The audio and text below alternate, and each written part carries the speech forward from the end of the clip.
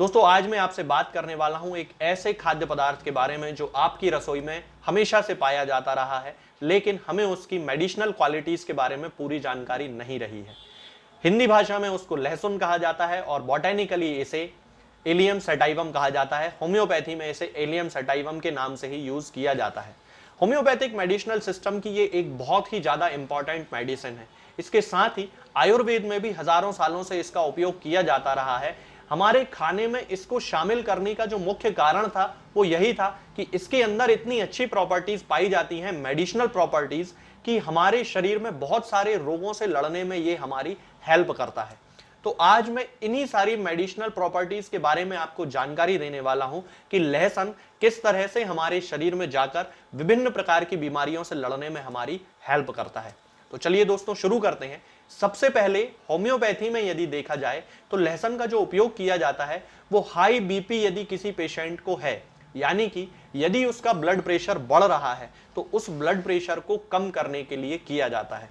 बहुत सारी clinical practice में ये देखा गया है, यानी कि बहुत सारे क्लिनिकल रिसर्च इस पर किए गए हैं और उसमें ये देखा गया है कि जिन लोगों का बीपी एकदम से शूट आउट करता है, यानी कि एकदम से 160 170 तक पहुंच जाता है, उन लोगों को यदि तुरंत ही एलियम सटाइवम का मदर टिंचर 40 बूंद आधे कप गुनगुने पानी में मिलाकर दिया जाए तो उनका जो बीपी है वो तुरंत नॉर्मल होना, कम होना शुरू कर देता है। ऐसा हमें कुछ कुछ समय के अंतराल पे करना पड़ता है और उनके बीपी को मॉनिटर करते रहना पड़ता है ताकि ये पता चल जाए कि बीपी जो है वो नॉर्मल हुआ या नहीं।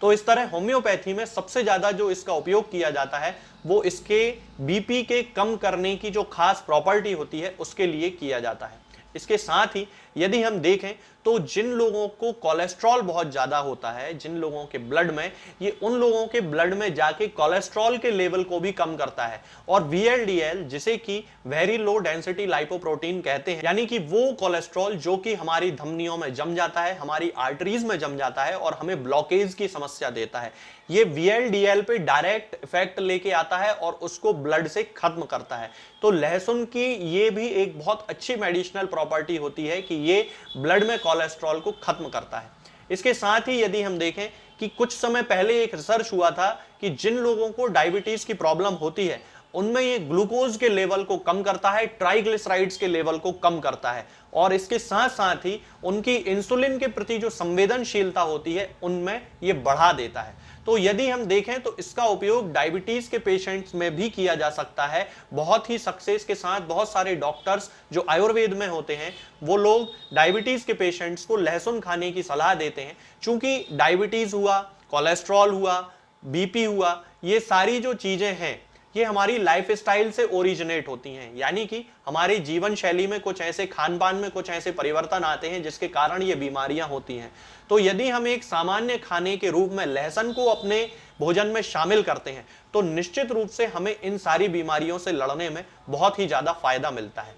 होम्योपैथी में यदि हम देखें तो इसका जो पेशेंट होता है उसके मुंह में एक स्वीट मेटालिक टेस्ट होता है। ये जो टेस्ट होता है ये इंडाइजेशन के कारण होता है। जिन लोगों को लिवर की प्रॉब्लम होती है, जिन लोगों का लिवर कमजोर रहता है, यानी कि उनको फैटी लिवर हो सकता है, जॉन्डिस हो सकता है, और इसके साथ ही वो लोग नॉनवेज का सेवन बहुत ज्यादा करते हैं, यानी कि मांस बहुत ज्यादा खाते हैं, मटन बहुत ज्यादा खाते हैं, अंडे बहुत ज्यादा खाते हैं, नॉनवेज के साथ साथ अल्कोहल का यूज बहुत ज्यादा करते हैं, यानी कि शराब बहुत ज्यादा पीते हैं, बियर बहुत ज्यादा पीते हैं, तो इन लोगों को हमेशा डाइजेस्टिव सिस्टम से रिलेटेड कोई ना कोई प्रॉब्लम बनी ही रहती है। तब उस कंडीशन में यदि इस पेशेंट को एलियम सटाइवम का मदर टिंचर 10-10 बूंद दिन में 3 बार आधे कप या 1 कप पानी में मिलाकर दिया जाए, ये पानी गुनगुना होना चाहिए, तो इन पेशेंट्स के जो सिम्टम्स होते हैं, जो इंडाइजेशन की प्रोसेस उनमें होने लगती है वो खत्म हो जाती है। जो लिवर उनका फैटी होने लगता है वो धीरे धीरे कंट्रोल होने लगता है, लिवर उनका अच्छे से काम करना शुरू कर देता है। तो एलियम सटाइवम इंडाइजेशन के लिए भी एक बहुत अच्छी मेडिसिन मानी जाती है। इसके अलावा यदि हम देखते हैं कि मौसम में जब जब बदलाव आता है तो बहुत सारे लोगों को सर्दी जुकाम होने की प्रॉब्लम होने लगती है। तो दोस्तों इसके लिए बिल्कुल भी जरूरी नहीं है कि आप हर बार अंग्रेजी दवाइयों का सेवन करें, एलोपैथिक दवाइयों का सेवन करें, एंटीबायोटिक्स का सेवन करें। इसके लिए हम अपने खाने में लहसुन को शामिल करके भी अपनी इस बीमारी को ठीक कर सकते हैं। चूंकि लहसुन में एंटीबैक्टीरियल, एंटी फंगल, एंटीऑक्सीडेंट्स गुणों की भरमार होती है। तो ये जब हम अपने खाने में शामिल करते हैं तो हमारी बॉडी में ये जाकर और WBC यानी कि हमारे शरीर को रोगों से लड़ने की क्षमता बढ़ाने वाली कोशिकाएं, जिन्हें श्वेत रक्त कणिकाएं या व्हाइट ब्लड सेल्स कहा जाता है, उनकी मात्रा को बढ़ाती हैं। और छोटे छोटे जो इन्फेक्शन बार बार मौसम के परिवर्तन में होते हैं, सर्दी जुकाम होता रहता है, स्किन इन्फेक्शन होने लगते हैं, ये सारे इन्फेक्शन को खत्म करने की शक्ति हमारे शरीर को प्रोवाइड कराता है। इसलिए लहसुन का उपयोग इन लोगों में जरूर किया जाना चाहिए जिनमें कि बार बार किसी ना किसी इन्फेक्शन के कारण उनको कोई ना कोई प्रॉब्लम होती रहती। इसके अलावा दोस्तों, जिन लोगों को हड्डियों से रिलेटेड प्रॉब्लम होती है, जैसे कि उनकी हड्डियां कमजोर होने लगती हैं, उम्र के साथ साथ उनमें दर्द होने लगता है, घुटनों में बहुत ज्यादा लोगों को दर्द होने लगता है, कई लोगों को गठिया की शिकायत हो जाती है, रूमेटिक आर्थराइटिस की शिकायत हो जाती है, उन लोगों के लिए भी एलियम सैटाइवम यानी कि लहसुन बहुत ज्यादा हेल्प करता है। और उनके जो दर्द की समस्याएं होती हैं, यानी कि उनको घुटनों में दर्द होता है, जोड़ों में दर्द होता है, गर्दन में दर्द होने लगता है, हाथों की उंगलियों में दर्द होने लगता है, तब इन कंडीशंस में लहसुन के उपयोग से न केवल दर्द में राहत मिलती है, बल्कि इसमें पाई जाने वाली एंटी इंफ्लेमेटरी जो प्रॉपर्टीज होती हैं वो जोड़ों में आई हुई सूजन को भी कम करती हैं। इसके अलावा दोस्तों, लहसुन में पाई जाने वाली एंटी फंगल प्रॉपर्टीज हमें बहुत सारे प्रकार के फंगल इन्फेक्शन से बचाती हैं। जिन लोगों को बार बार कोई फंगल इन्फेक्शन हो जाता है, उनके नाखूनों में इन्फेक्शन हो जाता है, पैरों की जो उंगलियां होती हैं उनके जो सेंटर पार्ट होता है, दो उंगलियों के बीच का जो हिस्सा होता है, उनमें कभी इन्फेक्शन हो जाता है, रिंगवर्म की जिन लोगों को प्रॉब्लम होती है, उन लोगों को अपने खाने में लहसुन को शामिल जरूर करना चाहिए, क्योंकि इसमें पाई जाने वाली एंटी फंगल प्रॉपर्टीज रोगों से लड़ने की क्षमता व्यक्तियों में प्रदान करती हैं। इसके अलावा बहुत सारे रिसर्च में यह भी पाया गया है कि हल्दी के साथ यदि लहसुन का यूज किया जाता है तो कैंसर से जैसी बीमारियों से लड़ने में भी हमारा शरीर सक्षम होता है। तो लहसुन का उपयोग जिन लोगों के परिवार में कैंसर की हिस्ट्री है, उन्हें तो अपने खाने में जरूर करना चाहिए। इसके अलावा यदि हम देखते हैं कि लहसुन का उपयोग गैस और एसिडिटी की बहुत ज्यादा प्रॉब्लम होती है, उनमें भी किया जाना चाहिए, क्योंकि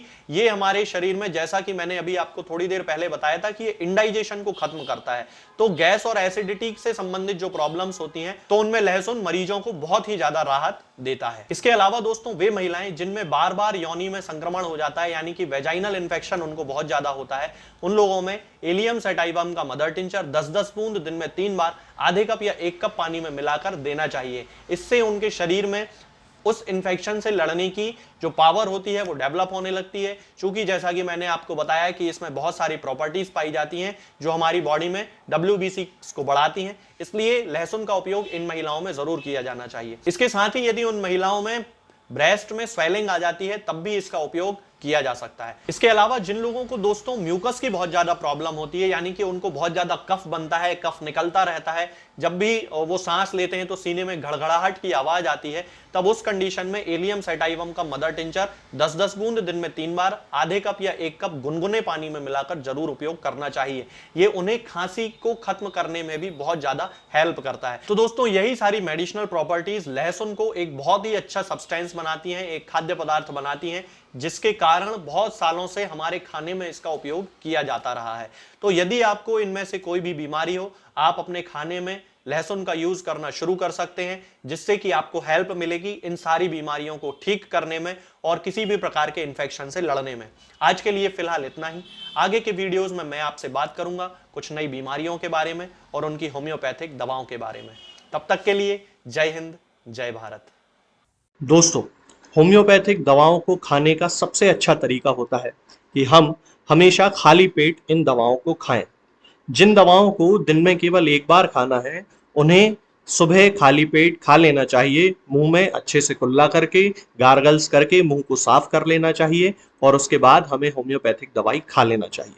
जिन दवाओं को दिन में 2 बार या 3 बार या 4 बार खाना होता है, उन दवाओं को खाली पेट खाने का मतलब होता है कि हम उन दवाओं को खाने के लगभग आधे घंटे पहले या फिर 2 से ढाई घंटे बाद ही खाएं। और उस स्थिति में भी हमारे मुंह में किसी भी वस्तु का, किसी भी चीज का स्वाद नहीं होना चाहिए, ना ही हमारे मुंह में किसी भी चीज की गंध होना चाहिए, जिससे कि ये होम्योपैथिक दवाएं हमारे शरीर पर बहुत अच्छे तरीके से काम कर सकती हैं। तो हमें हमेशा ये ध्यान रखना है कि जब भी हम होम्योपैथिक दवा खाएं, हमेशा खाली पेट खाएं और हमारे मुंह में किसी भी चीज का स्वाद या किसी भी चीज की स्मेल ना हो। अब बहुत सारे लोग ये सोच